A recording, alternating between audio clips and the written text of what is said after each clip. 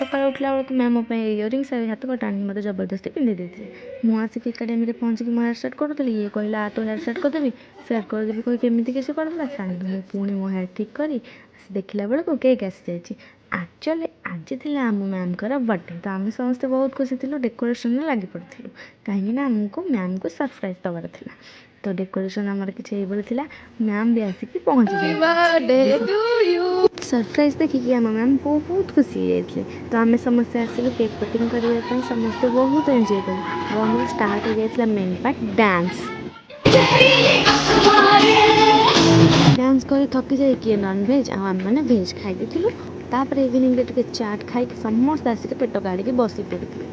ଯେହେତୁ ଆଜି ଆମର ଏଇଠି ଏକାଡେମୀରେ ରହିବାର ପ୍ରୋଗ୍ରାମ୍ ଥିଲା, ସମସ୍ତେ ଗନ୍ଥା ବେଡ଼ସିଟ୍ ଧରି ଚାଲିଲେ ଶୋଇ।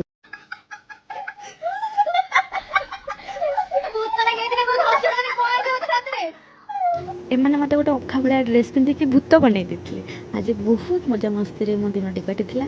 ଥ୍ୟାଙ୍କ ୟୁ ଭିଡ଼ିଓଟିକୁ ଲାଷ୍ଟ ଯାଏଁ ଦେଖିଥିବାରୁ।